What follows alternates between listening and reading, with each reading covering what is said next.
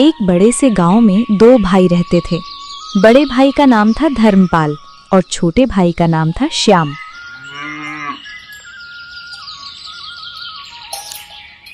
धर्मपाल के पास अपार धन दौलत थी। गांव में उसकी सबसे बड़ी हवेली थी। ऊंची दीवारें, बड़ा सा लोहे का फाटक, अंदर संगमरमर का फर्श और चारों ओर नौकर चाकर।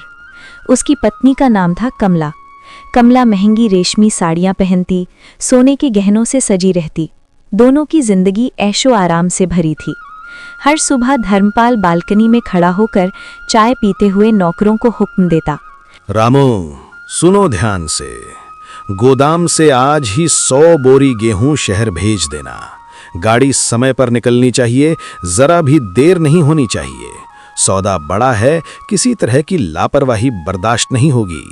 जी मालिक, अभी इंतजाम करता हूँ। बोरी तौल कर गाड़ी में चढ़वा देता हूँ।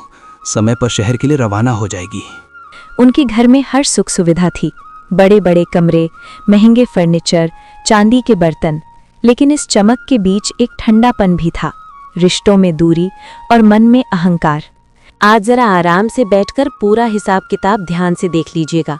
पिछले महीने का मुनाफा किसी भी हालत में कम नहीं होना चाहिए।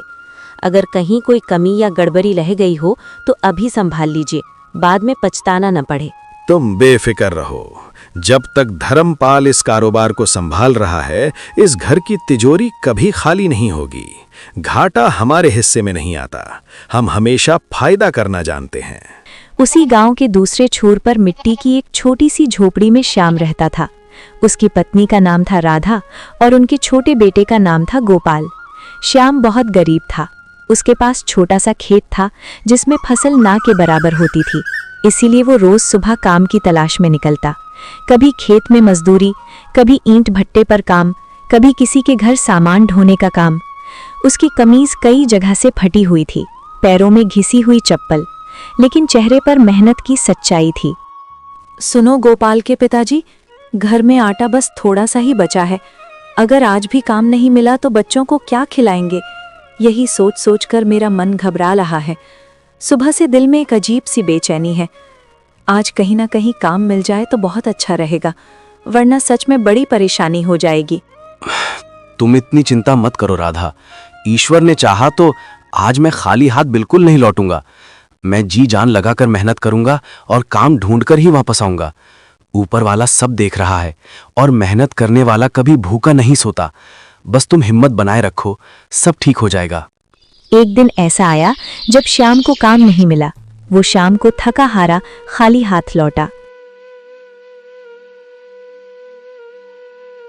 झोपड़ी के अंदर चूल्हा ठंडा पड़ा था। गोपाल धीमी आवाज में बोला, माँ, बहुत भूख लगी है। सुबह से कुछ ठीक से खाया भी नहीं। पेट में जैसे चूहे दौड़ रहे हैं। आप जल्दी से कुछ खाने को दे दो ना। बस थोड़ी देर और रुक जाओ बेटा, मैं अभी कुछ बना देती हूँ। तुम चिंता मत करो, माँ तुम्हें भूखा नहीं सोने देगी। श्याम ने घर में देखा, बस मुट्ठी भर चावल बचे थे। उसने गहरी सांस लेकर कहा, आज तुम खिचड़ी ही बना लो। जो भी घर में बचा है उसी से काम चला लेते हैं। लेकिन कल मैं बाजार जरूर जाऊंगा।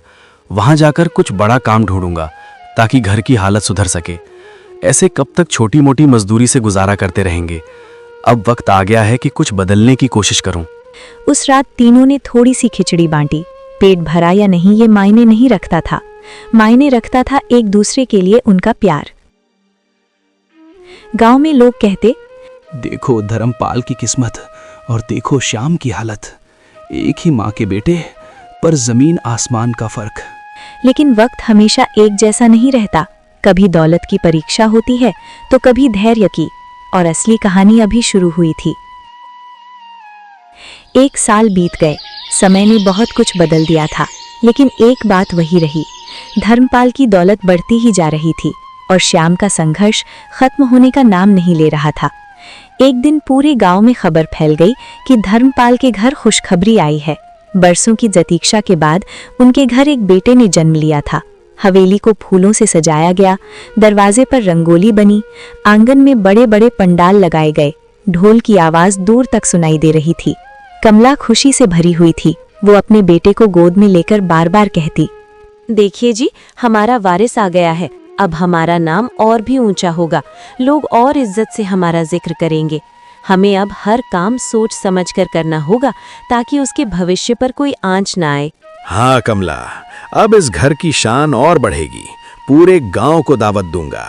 ऐसा भोज होगा कि लोग सालों तक याद रखेंगे। और सच में पूरे गांव को न्योता भेजा गया। न्योते वाले दिन सुबह से ही मेहमान आने लगे। कोई नए कपड़े पहनकर आया, कोई बच्चों को साथ लाया। हवेली के बाहर गहमा गहमी थी। रसोई में बड़े बड़े कढ़ाहों में पकवान बन रहे थे। पूरियां तल रही थीं, मिठाइयां सज रही थीं। भीड़ बढ़ती जा रही थी, लेकिन उसी भीड़ में एक चेहरा गायब था। श्याम। श्याम को खबर ही नहीं। उधर श्याम उस दिन भी मजदूरी कर रहा था। उसे दावत की कोई खबर नहीं थी। दोपहर के समय जब वो खेत से लौट रहा था, गांव के कुछ आदमी उसे रास्ते में मिल गए। एक ने मुस्कुराते हुए पूछा, अरे श्याम, तू यहाँ क्या कर रहा है? सुबह से तुझे यहीं देख रहा हूँ। क्या बात है, कहीं जाने की तैयारी नहीं की क्या? क्यों, क्या हुआ? ऐसी क्या बात हो गई कि तुम सब मुझे इस तरह देख रहे हो? अरे आज तेरे बड़े भाई धर्मपाल के घर दावत है। बेटे के जन्म की खुशी में पूरा गांव बुलाया गया है और तू अभी तक गया नहीं। दावत? आज? मुझे तो किसी ने बताया ही नहीं। अगर सच में दावत है तो मुझे खबर क्यों नहीं दी गई? अरे पूरा गांव जा रहा है, हर घर में खबर पहुंच चुकी है। तू तो उसका सगा भाई है, फिर भी अभी तक घर से निकला भी नहीं। कहीं सच में तुझे बुलावा नहीं भेजा गया? श्याम के चेहरे पर आश्चर्य और हल्की पीड़ा एक साथ उभरी। एक पल को उसके मन में सवाल उठा, क्या भाई ने मुझे जानबूझकर नहीं बुलाया? लेकिन उसने तुरंत अपने भाव छुपा लिए। वो मुस्कुराने की कोशिश करते हुए बोला, अरे मैं तो बस काम खत्म करके ही जाने वाला था। सोचा पहले आज की मजदूरी पूरी कर लूं, फिर आराम से दावत में पहुंचूं। आखिर मेहनत भी जरूरी है ना। तुम लोग चलो, मैं अभी काम निपटाकर सीधे वहीं आता हूं। ठीक है, जल्दी आ जाना। आज तो बड़े ठाच से इंतजाम हुआ है। खाना भी बहुत स्वादिष्ट बना है। देर मत करना, वरना अच्छी चीजें खत्म हो जाएंगी। वे लोग आगे बढ़ गए। श्याम वहीं कुछ पल खड़ा रह गया। उसके मन में हलचल थी। वो जल्दी जल्दी अपने घर पहुंचा। राधा ने दरवाजे पर आते ही पूछा, आज इतनी जल्दी कैसे आ गए? रोज तो सूरज ढलने के बाद ही घर लौटते हो। सब ठीक तो है ना? कहीं काम पर कुछ परेशानी तो नहीं हुई? तुम्हें पता है, आज धर्मपाल भैया के घर दावत है। उनके यहाँ बेटा हुआ है और पूरे गांव को बुलाया गया है। अभी रास्ते में सब लोग उसी की बात कर रहे थे। बड़ा जश्न हो रहा है। हमें तो कोई बुलावा नहीं आया, न कोई खबर, न कोई संदेश। अगर सच में दावत है तो हमें क्यों नहीं बताया गया? शायद भूल गए होंगे। इतनी भागदौड़ और मेहमानों की भीड़ में हो सकता है हमारा नाम छूट गया हो। ऐसा भी तो हो सकता है कि बुलावा भेजा हो और हमें मिला ना हो। भूल गए? सगे भाई को कोई भूलता है क्या? इतने बड़े मौके पर अगर हमें खबर तक नहीं दी गई तो क्या ये सिर्फ भूल है? मुझे तो लगता है वे हमें बुलाना ही नहीं चाहते। शायद उन्हें हमारी जरूरत ही नहीं समझ आती। तुम मन छोटा मत करो। नहीं राधा, ऐसा मत सोचो। आखिर वो मेरा बड़ा भाई है, खून का रिश्ता है हमारा। इतनी भागदौड़ और मेहमानों के बीच सच में नाम छूट गया हो सकता है। हर बात को दिल पे मत लो। कभी कभी हालात भी वजह बन जाते हैं। बाबा, हम भी चलेंगे ना? वहाँ ढेर सारी मिठाई मिलेगी ना? मैं भी नए कपड़े पहनकर जाऊंगा और भैया को देखूंगा। श्याम ने बेटे की चमकती आंखों को देखा। उसकी मासूम उम्मीदों में इतनी सच्चाई थी कि श्याम के दिल की कसक और गहरी हो गई, जैसे किसी ने चुपचाप अंदर चोट कर दी हो। हाँ बेटा, हम भी चलेंगे। तुम तैयार हो जाओ, हम सब साथ में दावत में जाएंगे। श्याम ने घर के कोने से अपने बेटे का छोटा सा लकड़ी का झूला उठाया। राधा ने आश्चर्य से पूछा, ये झूला क्यों ले जा रहे हो? अभी तो गोपाल इसी में सोता है। उसके बिना कैसे काम चलेगा? अचानक इसे देने की क्या जरूरत पड़ गई? भाई के घर बेटा हुआ है, हमारे पास देने को और है ही क्या? ना पैसे, ना कोई कीमती चीज। यही छोटा सा झूला है जो दिल से दे सकते हैं। बच्चे के काम आ जाएगा। कम से कम हमारी तरफ से एक स्नेह तो पहुंचेगा। लेकिन ये तो गोपाल का झूला है। उसने इसी में झूल झूल कर रातें काटी हैं। क्या सच में इसे दे देना ठीक होगा? बच्चे का झूला बच्चे के ही काम आएगा। हमारा गोपाला बड़ा हो रहा है, धीरे धीरे उसे इसकी आदत भी छोड़नी होगी। अगर ये किसी और नन्हे को सुकून दे सके तो इसमें बुरा क्या है? माँ, मैं बिना झूले के भी सो जाऊंगा। अब मैं बड़ा हो गया हूँ ना, मुझे इसकी जरूरत नहीं। आप ये चाचा के बच्चे मेरे छोटे भाई को दे दो। उसे अच्छा लगेगा तो मुझे भी खुशी होगी। श्याम ने साधारण कपड़े पहने, झूला सिर पर रखा। गोपाल उसके साथ चल पड़ा। रास्ते में ढूल की आवाज तेज हो रही थी। हवेली रोशनी से जगमगा रही थी। ऊंचे दरवाजे पर रंग बिरंगी झालरें लटक रही थीं। अंदर बड़े बड़े शहरों से आए अमीर मेहमान खड़े थे। किसी ने रेशमी शेरवानी पहन रखी थी, कोई सोने की घड़ी दिखा रहा था। हंसी मजाक, ऊंची आवाजें, चांदी के बर्तनों की खनक, हर तरफ शान ही शान थी। जैसे ही श्याम ने अंदर कदम रखा, उसका दिल तेजी से धड़कने लगा। उसके कंधे पर लकड़ी का छोटा सा झूला था, बदन पर साधारण जगह जगह से रफू की हुई कमीज, पैरों में घिसी चप्पल। उसके साथ गोपाल था, जो चारों तरफ आश्चर्य से देख रहा था। बाबा, यहाँ तो बहुत बड़े बड़े लोग आए हैं। सब कितने अच्छे कपड़े पहने हैं और कितनी चमक दमक है चारों तरफ। क्या हम भी अंदर जा सकते हैं? हाँ बेटा, तेरे चाचा बड़े आदमी हैं, उनके जान पहचान वाले भी बड़े लोग ही होंगे। लेकिन याद रखो, बड़ा इंसान कपड़ों या दौलत से नहीं, दिल से होता है। हम भी सिर उठाकर अंदर जाएंगे। लेकिन भीड़ के बीच खड़े होकर श्याम को लगा जैसे वो बहुत छोटा हो गया हो। आसपास खड़े लोग उसे ऊपर से नीचे तक देख रहे थे। कुछ की भौहें सिकुड़ गईं। वो एक कोने में खड़ा हो गया। मन में अजीब सी शर्म और घबराहट भर गई। क्या मुझे सच में आना चाहिए था? शायद राधा सही कह रही थी। तभी एक भारी आवाज उसके पास आई। ए भाई साहब, आप कौन हैं? पहले कभी देखा नहीं आपको यहाँ, जरा साफ साफ बताइए। श्याम ने देखा सामने एक अमीर सा दिखने वाला आदमी खड़ा था। चमकदार कपड़े, हाथ में सोने की अंगूठियां। वो आदमी फिर बोला, इतनी बड़ी दावत में सिर्फ खास मेहमान बुलाए गए हैं। आपको पहले कभी यहाँ नहीं देखा। किस तरफ से आए हैं आप? किसने बुलाया है? श्याम का गला सूख गया। हाथों की पकड़ झूले पर और कस गई। जी, मैं वो दरअसल साफ साफ बोलिए, यूं हकलाने से बात समझ नहीं आती। आप हैं कौन और किस लिए आए हैं यहाँ? मैं धर्मपाल का छोटा भाई हूँ। सोचा था खुशी के मौके पर मिल लूं, आशीर्वाद दे दूं। भाई? सच में? लेकिन कभी नाम नहीं सुना आपका और ना ही पहले देखा है आपको यहाँ। उसकी आवाज इतनी ऊंची थी कि आसपास खड़े लोग भी सुनने लगे। इतने में धर्मपाल वहां आ पहुंचा। रेशमी कपड़े पहने, सीना ताने, चेहरे पर घमंड की चमक। उस आदमी ने धर्मपाल की ओर इशारा करते हुए कहा, धर्मपाल जी, ये कह रहे हैं कि ये आपके भाई हैं। कुछ पल के लिए सन्नाटा छा गया। श्याम ने उम्मीद से अपने बड़े भाई की तरफ देखा। उसकी आंखों में एक मासूम विश्वास था। अब भाई मुस्कुराकर गले लगा लेगा, कहेगा, हाँ, ये मेरा छोटा भाई है। लेकिन धर्मपाल के चेहरे पर एक अलग ही भाव था। उसने श्याम को ऊपर से नीचे तक देखा। फटी कमीज, कंधे पर लकड़ी का झूला, पास खड़ा साधारण कपड़ों में बच्चा। धर्मपाल की चेहरे पर कठोरता आ गई। ये मेरा भाई? नहीं साहब, आप गलत समझ रहे हैं। ये मेरा भाई नहीं है। श्याम की कानों में जैसे शब्द हथौड़े की तरह गूंज उठे। मेरा भाई नहीं है।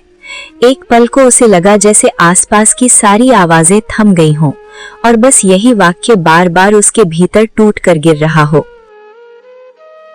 ये तो हमारे यहाँ काम करने वाला मजदूर है। कभी कभी गोदाम में काम कर जाता है, बस इतना ही संबंध है। शायद दावत देखकर चला आया होगा, इसलिए आप लोग भ्रम में पड़ गए। भीड़ में हल्की हंसी गूंज उठी। श्याम का चेहरा पीला पड़ गया। वो कांपती आवाज में बोला, भैया, मैं श्याम हूँ, आपका छोटा भाई। बचपन में हम साथ ही तो बड़े हुए हैं। मैं बस खुशी में शामिल होने आया था। सोचा था आपके बेटे को आशीर्वाद दे दूं। क्या आप सच में मुझे पहचान नहीं रहे? देखो, यहाँ बड़ी इज्जतदार सभा लगी है। शहर के नामी लोग बैठे हैं। कोई तमाशा खड़ा मत करो। अगर काम करना है तो कल गोदाम आ जाना, वहां बात कर लेंगे। लेकिन आज मेहमानों के बीच इस तरह की बातें मत करो। इससे मेरी प्रतिष्ठा पर असर पड़ता है। ओह अच्छा, हमने तो समझा कोई करीबी रिश्तेदार होंगे, इसलिए पूछ लिया। गलती हो गई हमसे। हमारे रिश्तेदार भी हमारी तरह ही इज्जतदार और हैसियत वाले हैं। बिना बुलावे कोई भी यूं अंदर नहीं आ सकता। ये शब्द तीर की तरह श्याम के दिल में लगे। बाबा, चाचा हमें पहचान क्यों नहीं रहे? श्याम के होंठ सूख गए। वो कुछ बोल न पाया। उसने झूले को धीरे से जमीन पर रखा। मैं तो बस बच्चे के लिए ये झूला लाया था, सोचा काम आ जाएगा। मेरा बेटा इस साधारण लकड़ी के झूले में झूलेगा क्या? उसके लिए तो खास मखमल का झूला तैयार हो रहा है, समझे आप? हमें किसी चीज की कोई कमी नहीं है, ये सब अपने पास ही रखो, यहाँ इसकी जरूरत नहीं पड़ेगी। श्याम ने सिर झुका लिया, उसकी आंखों में आंसू आ गए। ठीक है मालिक। उसने भैया नहीं कहा, बस मालिक कहा।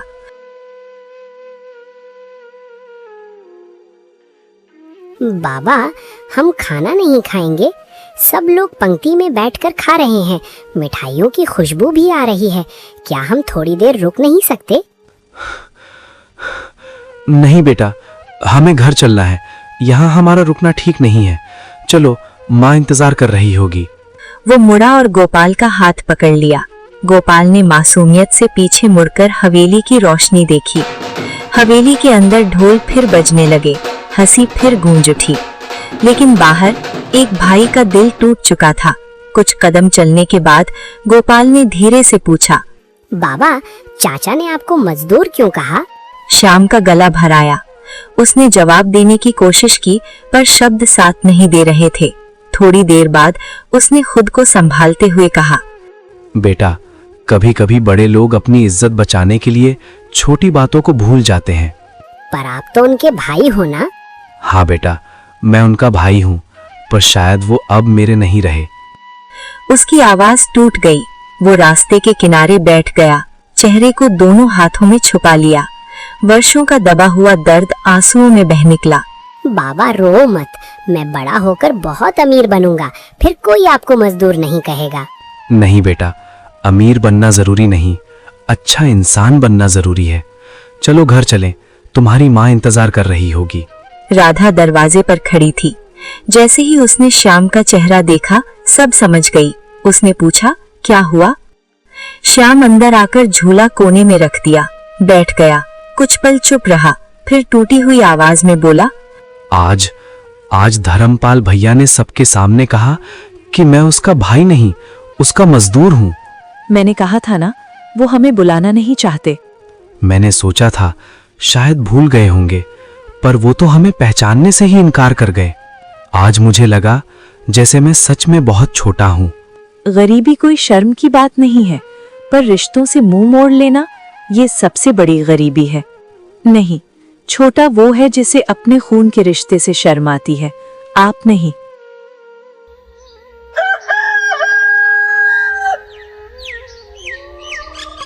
अगली सुबह धर्मपाल की हवेली में अब भी पिछली रात के बर्तन पड़े हुए थे। बड़े बड़े भगोनों में खाना बचा हुआ था। नौकर सफाई में लगे थे। तभी दरवाजे पर एक बूढ़ी औरत आई, झुकी हुई कमर, चेहरे पर भूख की लकीरें। वो कांपती आवाज में बोली, बेटा, थोड़ा खाना मिल जाता तो ईश्वर तुम्हारा भला करता। 2 दिन से कुछ नहीं खाया। नौकर अंदर गए और धर्मपाल को खबर दी। धर्मपाल बाहर आया, माथे पर शिकन। क्या है? क्यों शोर मचा रखा है दरवाजे पर? यहाँ कोई सराय खुली हुई है क्या कि हर कोई आकर आवाज लगाए? साफ साफ बताओ, क्या चाहिए? बेटा, बस थोड़ा सा बचा कुचा खाना दे दो। सुबह से कुछ नहीं खाया, बहुत भूखी हूँ। जो भी बचा हो वही दे दो, दुआ दूंगी तुम्हें। इतने में कमला भी बाहर आई। उसने धीमे स्वर में कहा, सुनिए, घर में तो बहुत सारा खाना बचा हुआ है। इतने मेहमानों के जाने के बाद भी काफी कुछ बाकी है। फेंक देने से तो अच्छा है किसी जरूरतमंद को दे दीजिए। किसी के काम आ जाएगा तो दुआ ही मिलेगी और बरकत भी बनी रहेगी। तुम बीच में मत बोलो, हर बात में टोकना जरूरी है क्या? ये कोई भंडारा लगा है क्या यहाँ? जो भी आता है हाथ फैलाकर खड़ा हो जाता है। बेटा, मैं भीख नहीं मांग रही, बस भूख लगी है। इंसानियत के नाते थोड़ा सा अन्न मांग रही हूँ, ताकि पेट की आग शांत हो जाए। चलो यहाँ से, अभी के अभी हट जाओ मेरी नजरों से, वरना नौकरों से कहकर भगा दूंगा। फिर मत कहना कि चेतावनी नहीं दी। बूढ़ी औरत की आंखों में आंसू आ गए। वो जाते जाते बोली, बेटा, घमंड मत कर, वक्त बदलते देर नहीं लगती। आज जो तेरे पास है वो कल किसी और के पास भी हो सकता है। इंसान की असली पहचान उसके धन से नहीं, उसके व्यवहार से होती है। इसलिए ऊंचा उड़, पर इतना भी मत उड़ कि जमीन और लोग ही दिखाई देना बंद हो जाए। धर्मपाल के घर से अपमानित होकर वही बूढ़ी औरत गांव के दूसरे छोर की ओर चली गई। धूप तेज थी, कदम लड़खड़ा रहे थे, लेकिन उसके चेहरे पर एक अजीब सी शांति थी। कुछ देर बाद वो श्याम की झोपड़ी के सामने पहुंची। उसने धीमी आवाज में पुकारा, कोई है बेटा? जरा दरवाजा तो खोल दो। मैं कब से यहाँ खड़ी हूँ, शायद मेरी आवाज अंदर तक नहीं पहुँच रही। बस एक पल के लिए सुन लो। राधा बाहर आई। उसने बूढ़ी औरत को देखा, थकी हुई, पसीने से भीगी, आंखों में विनती, मां जी, अंदर आइए, बैठिए। श्याम भी बाहर आ गया। बूढ़ी ने कांपते हाथ जोड़ दिए। बेटा, थोड़ा सा खाना मिल जाता तो। सुबह से कुछ भी नहीं खाया। पेट की आग अब सहन नहीं हो रही। मैं ज्यादा नहीं मांग रही, बस 2 निवाले मिल जाए तो दुआएं देती चली जाऊंगी। माँ जी, ये भी कोई पूछने की बात है? आप बैठिए। राधा, जल्दी से जो भी बना है ले आओ। राधा अंदर गई। घर में ज्यादा कुछ नहीं था, थोड़ी सी रोटी और दाल। राधा ने प्लेट में सब परोसकर बूढ़ी के सामने रख दिया। बेटा, तुम्हारे पास तो खुद कम है, फिर भी मुझे दे रहे हो। भूख अमीर गरीब नहीं देखती माँ जी। आज आप खा लेंगी तो शायद कल हमारा भी कोई ख्याल रख लेगा। बूढ़ी की आंखें भर आईं। बूढ़ी ने पेट भर कर खाना खाया। उसके चेहरे पर संतोष झलक रहा था। जाते जाते बूढ़ी ने अपनी फटी साड़ी के पल्लू से एक छोटी सी पोटली निकाली। उसने श्याम के पास में रख दी। बेटा, इसमें कुछ बीज है, इन्हें अपनी फसल में बो देना। याद रखना, मेहनत और सच्चे दिल से बोओगे तो पैदावार बहुत होगी। माँ जी, इसकी क्या जरूरत है? आपने आशीर्वाद दे दिया, वही काफी है। ये आशीर्वाद ही है, संभाल कर रखना। और वो धीरे धीरे आगे बढ़ गई। श्याम कुछ देर तक उसे जाता हुआ देखता रहा।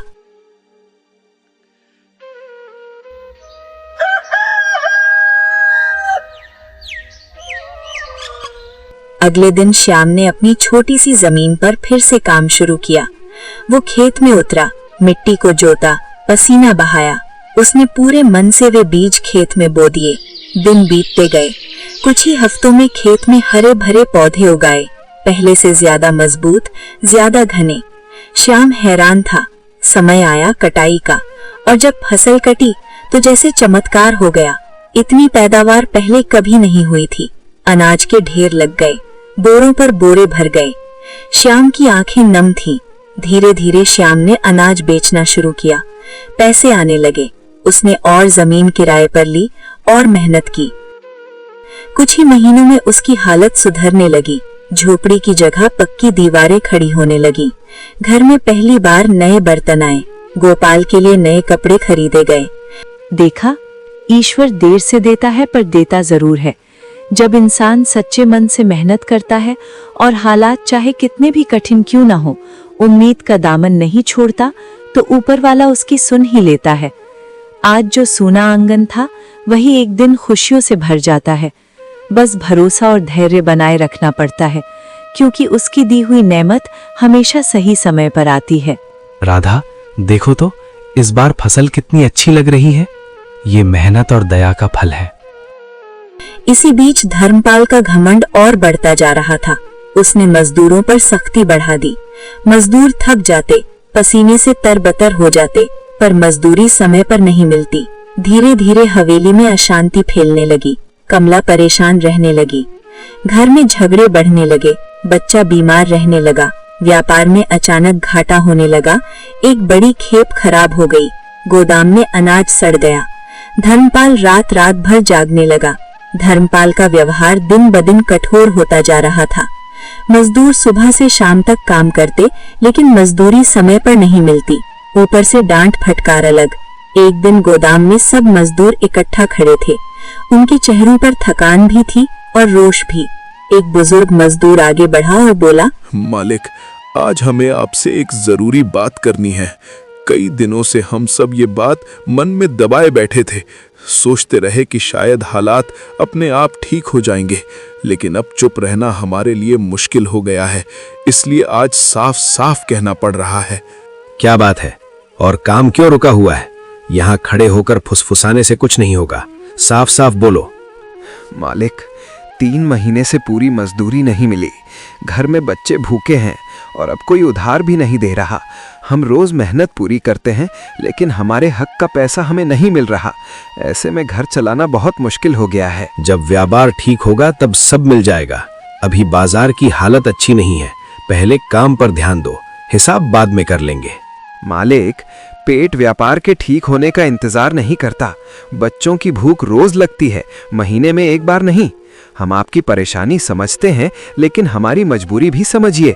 मेहनत हम रोज करते हैं तो मजदूरी भी समय पर मिलनी चाहिए। जुबान लड़ाते हो मुझसे? याद रखो, काम चाहिए तो तरीके से बात करो, वरना दरवाजा खुला है। हम जबान नहीं लड़ाते मालिक, बस अपना हक मांगते हैं।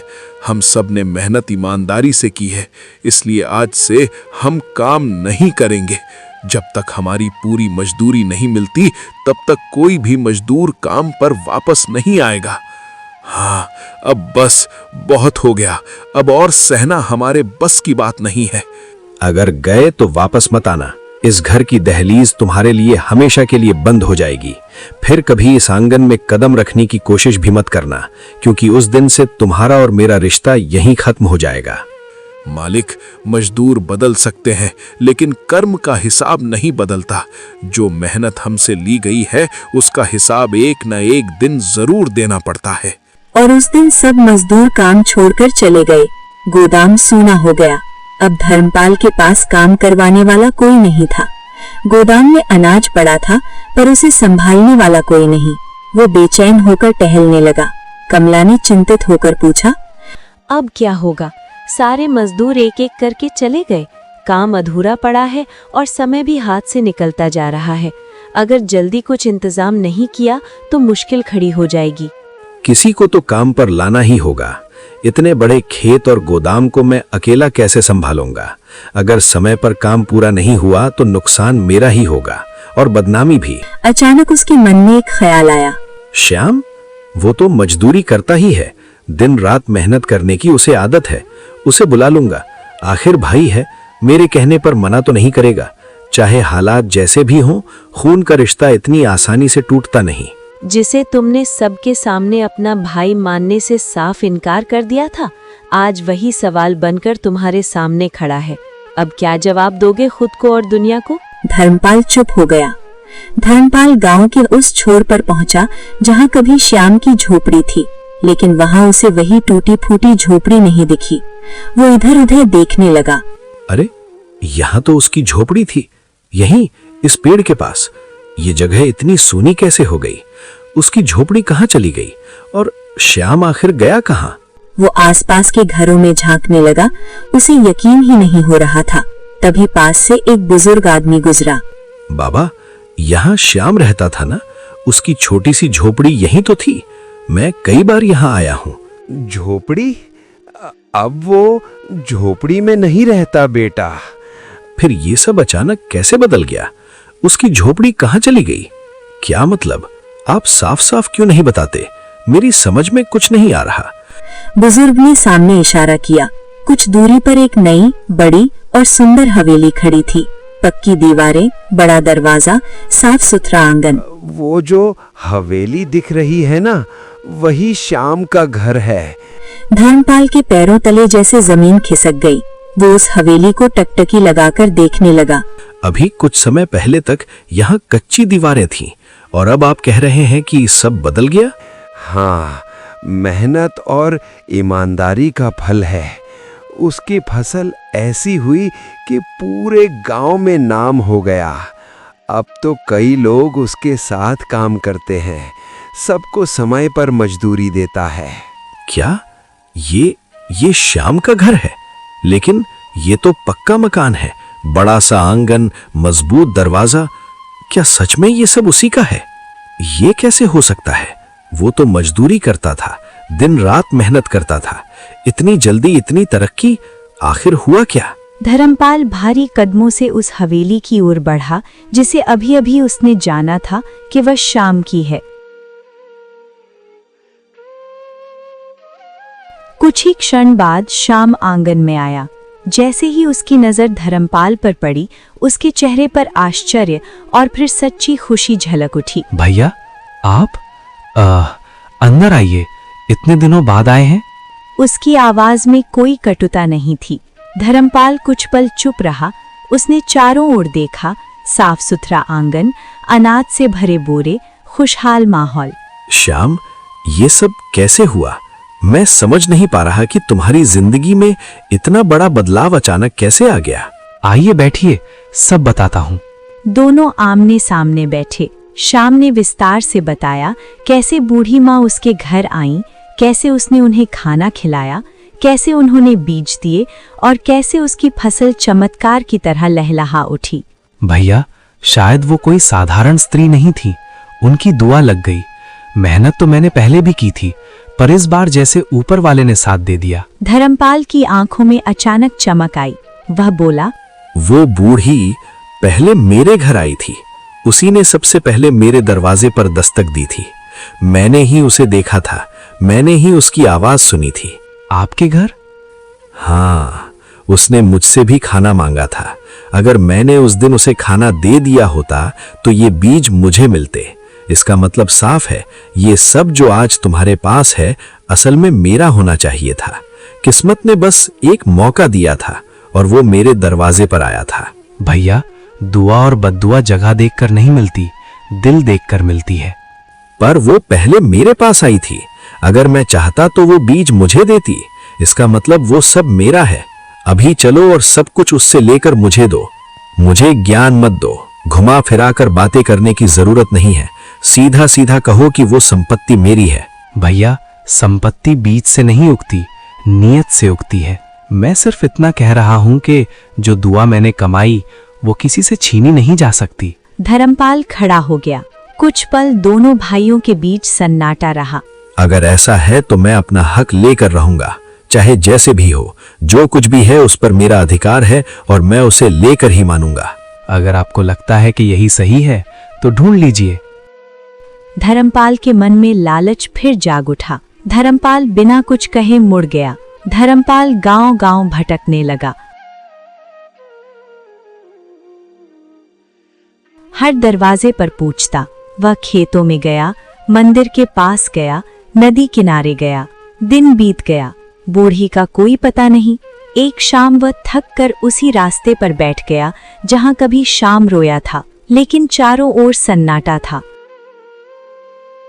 कई दिनों की तलाश के बाद एक शाम धर्मपाल ने नदी किनारे एक पीपल के पेड़ के नीचे वही बूढ़ी औरत बैठी देखी। वह लाठी के सहारे शांत बैठी थी। धर्मपाल तेज कदमों से उसके पास पहुंचा। अच्छा, तो तुम यहाँ छुपी बैठी हो। मैं तुम्हें कब से ढूंढ रहा था। सोचा था कहीं दूर चली गई होगी, लेकिन तुम तो यहीं आराम से बैठी हो, जैसे तुम्हें किसी बात की चिंता ही नहीं।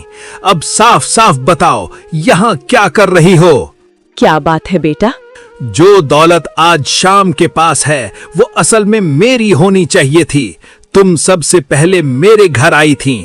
अगर उस समय मैं चाहता तो तुम वही बीज मुझे देती और आज वो सारी दौलत मेरे पास होती। इसका मतलब साफ है कि जो कुछ भी उसके पास है उस पर असली हक मेरा है। इसलिए अभी मेरे साथ चलो और उससे सब कुछ लेकर मुझे दे दो। बेटा, वो बीज हाथ से नहीं, दिल से उगते हैं। शाम को मैंने सिर्फ बीज नहीं दिए थे, मैंने उसे दुआ दी थी, और दुआ उसे मिलती है जिसने खुद भूखा रहकर भी किसी और को रोटी खिलाई हो। बरकत चीजों से नहीं, नियत से आती है। मुझे ये ज्ञान की बातें मत सुनाओ। मैं कोई बच्चा नहीं हूँ जो तुम्हारी घुमा फिरा कर कही हुई बातों में आ जाऊं। मुझे सीधे जवाब चाहिए। साफ साफ कहो कि वो सारी संपत्ति मेरी है और उसे मुझे ही मिलना चाहिए, क्योंकि असली हकदार मैं हूँ। अगर बात ऐसी ही है तो सुन लो, मैं अपना हक लेकर ही रहूंगा, चाहे मुझे कुछ भी करना पड़े, चाहे किसी से भी भिड़ना पड़े। जो कुछ भी उस दौलत में है उस पर मेरा अधिकार है, और जब तक वो सब मुझे नहीं मिल जाता तब तक मैं चैन से नहीं बैठूंगा। बूढ़ी अब थक चुकी थी। जब इंसान समझाने से नहीं समझता तो उसे अनुभव सिखाता है। तूने भूखों को ठुकराया, मजदूरों का हक मारा, रिश्तों को अपमानित किया। अब तू वही जीवन जिएगा जिसे तूने तुच्छ समझा। आज से तेरी सारी दौलत खत्म, तू फिर से गरीब होगा ताकि तुझे दूसरों का दर्द समझ आए। अचानक तेज हवा चली। धर्मपाल घबराकर पीछे मुड़ा। दूर उसकी हवेली की दिशा में धूल का गुबार उठा। वह भागता हुआ अपने घर पहुंचा। जहां कभी संगमरमर की हवेली थी, वहां अब एक छोटी सी जर्जर झोपड़ी खड़ी थी। गोदाम खाली थे, नौकर गायब, धन दौलत सब गायब। धर्मपाल जमीन पर बैठ गया। उसकी आंखों से आंसू बह निकले। ये क्या हो गया? सब कुछ मेरी आंखों के सामने बिखर गया। जिस दौलत और घमंड पर मुझे इतना अभिमान था, वही आज मेरा साथ छोड़ गया। मैंने आखिर क्या कर डाला? शाम को पता चला। गांव में खबर आग की तरह फैल गई। शाम ने जब सुना तो उसका दिल कांप उठा। शाम तुरंत निकल पड़ा। वह उसी पीपल के पेड़ के नीचे पहुंचा। बूढ़ी अब भी वहीं बैठी थी। शाम उसके पैरों में गिर पड़ा। माँ जी, आपने ये क्या कर दिया? मेरे भैया से गलती हुई है, मैं मानता हूँ। उन्होंने मुझे ठुकराया, अपमान भी किया, लेकिन वो मेरे बड़े भाई हैं। उनका सब कुछ यूं खत्म हो जाना मैं कैसे देखूं? उनका घर, उनका व्यापार, उनकी इज्जत सब चला गया। ये उनके कर्मों का फल है बेटा। जो बोया जाता है वही एक दिन लौट कर आता है। घमंड और अन्याय का अंत हमेशा ऐसा ही होता है। अगर सजा देनी है तो मुझे दे दीजिए। उनकी जगह मैं सब सह लूंगा। मैं छोटा हूँ, मुझ पर जो बीतेगी सह लूंगा, पर उन्हें यूं टूटते हुए मत देखिए। उनका अभिमान टूटा है, अब दिल भी टूट जाएगा। तू अब भी उनके लिए रो रहा है, जबकि उन्होंने तुझे सबके सामने अपना भाई मानने से इनकार कर दिया था, तेरे आत्मसम्मान को ठेस पहुंचाई थी। भाई कभी पराया नहीं होता माँ जी। गलती इंसान से होती है, रिश्ते नहीं टूटते। आज वो भटक गए हैं, पर खून का रिश्ता मिटाया नहीं जा सकता। अगर मैं भी उन्हें छोड़ दूं तो फिर फर्क क्या रह जाएगा मेरे और उनके बीच? कुछ देर तक चारों तरफ गहरा सन्नाटा छाया रहा, जैसे हवा भी ठहर गई हो। फिर बूढ़ी ने धीरे धीरे शाम की ओर देखा और कहा, तेरी करुणा ही तेरी असली दौलत है बेटा। धन संपत्ति तो आती जाती रहती है, पर ऐसा दिल बहुत कम लोगों को मिलता है। ठीक है, श्राप पूरी तरह नहीं हटेगा, ताकि उन्हें अपने कर्म याद रहें, पर उन्हें फिर से मेहनत करने का एक मौका मिलेगा। अगर वे सच में बदल गए तो धीरे धीरे सब कुछ लौट आएगा। धन्यवाद माँ जी, आपने मेरे भैया को एक और अवसर दिया। यही मेरे लिए सबसे बड़ी कृपा है। जब उसने सिर उठाया, बूढ़ी वहां नहीं थी, जैसे वह हवा में विलीन हो गई हो। शाम अपने भाई की झोपड़ी पहुंचा। धर्मपाल जमीन पर बैठा था, चेहरा सूजा हुआ, आंखें लाल। श्याम, मैंने तेरे साथ बहुत बड़ा अन्याय किया। मैंने तुझे सबके सामने अपमानित किया, तुझे गरीब कहा, मजदूर कहा, तेरी मेहनत का मजाक उड़ाया। उस वक्त मुझे अपने धन और ताकत का इतना घमंड था कि मुझे तेरे दिल की तकलीफ दिखाई ही नहीं दी। और आज देख, वही मैं जो खुद को सबसे बड़ा समझता था, आज खाली हाथ खड़ा हूं। मेरी आंखें अब खुली हैं श्याम। मेरी गलती बहुत बड़ी थी। अगर तेरे दिल में मेरे लिए थोड़ी भी जगह बची हो तो मुझे माफ कर दे भाई। भैया, मैं तो उसी दिन आपको माफ कर चुका था। मैंने अपने घमंड और लालच में आकर सब कुछ खो दिया श्याम। दौलत के पीछे भागते भागते मैंने रिश्तों की कीमत ही भूल गया। मुझे लगता था कि पैसे से ही इंसान की इज्जत होती है, लेकिन आज समझ में आया कि असली दौलत तो इंसानियत और अपने लोग होते हैं। काश मैं पहले समझ जाता। आज मेरे पास पछताने के अलावा कुछ भी नहीं बचा। नहीं भैया, अभी आपने सब नहीं खोया। आपके पास मैं हूँ। आंसू बह निकले। धीरे धीरे धर्मपाल ने मेहनत शुरू की। इस बार मजदूरों का सम्मान किया, समय पर मजदूरी दी, विनम्रता सीखी। समय बीतता गया, दोनों भाई साथ रहने लगे। अब न हवेली का घमंड था, न झोपड़ी की शर्म, सिर्फ अपनापन था। दौलत इंसान को बड़ा नहीं बनाती, दयालुता, ईमानदारी और विनम्रता ही असली अमीरी है। जो दूसरों का अपमान करता है, वक्त उसका अभिमान तोड़ देता है, और जो क्षमा करता है वही सच में सबसे धनी होता है। जिस दिन धर्मपाल ने दौलत नहीं, अपने भाई का हाथ थामा, उसी दिन वह सच में अमीर बन गया। घर हवेली से नहीं, दिल से बनता है, और जिस दिल में क्षमा हो वहां कभी गरीबी नहीं रहती। आपकी नजर में असली अमीर कौन था, श्याम या धर्मपाल? अपनी राय नीचे कमेंट में लिखें।